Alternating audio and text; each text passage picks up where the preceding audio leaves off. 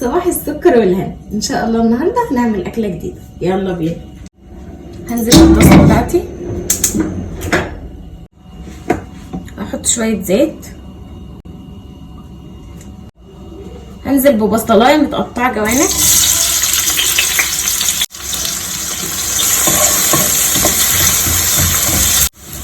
خلاص البصل بتاعي دبل، هبدا ان انا انزل بالفلفل،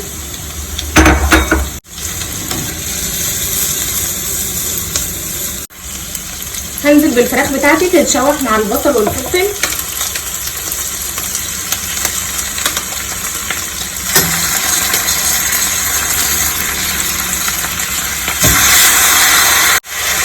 فلفل اسود، احط شويه فلفل اسود حلوين كده، هنزل بالطماطم، دول 4 طماطمات،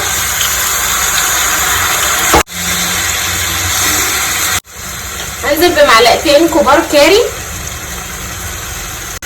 احط لها شويه ميه،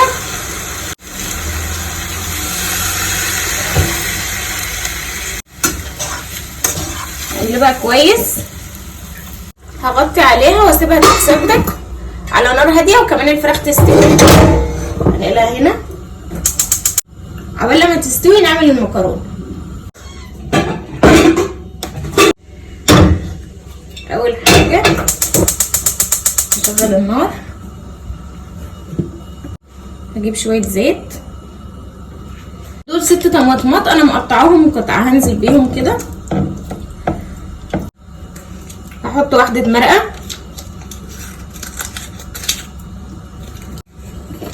رشه توم بودره، رشه بصل بودره، رشه فلفل اسود كتير يعني محترمين علشان المكرونه بتحب الفلفل الاسود، معلقه صغيره بابريكا، معلقه صغيره سكر، هنقلها هنا على نار هاديه تتسبك، وعقبال لما تتسبك نسلق المكرونه.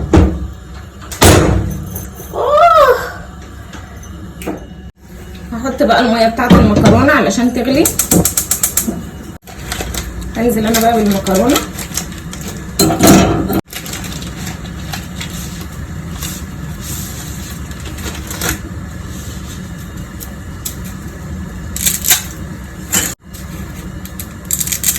كده هسيبها بقى لحد ما تستوي، يعني 3/4 سوا، وبعدين هحطها مع الصلصه عشان تكمل سوا مع الصلصه. باي.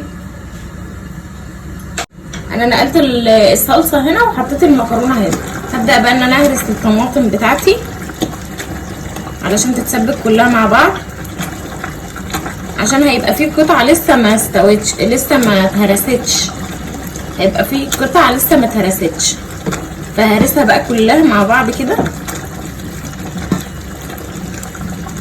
خلاص هنزل بقى بالمكرونه كده،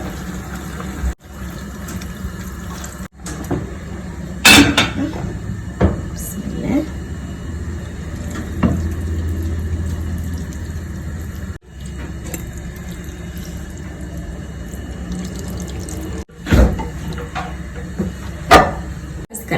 باي. بس خلاص الفراخ بتاعتي كده خلاص دخلت في السوا، هنزل عليها بعلبة زبادي،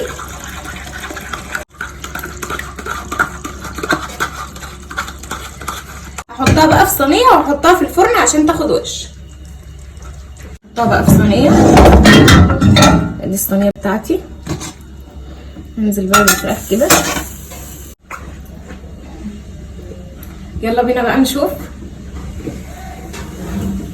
بسم الله. بصوا سخنة قوي قوي، بصوا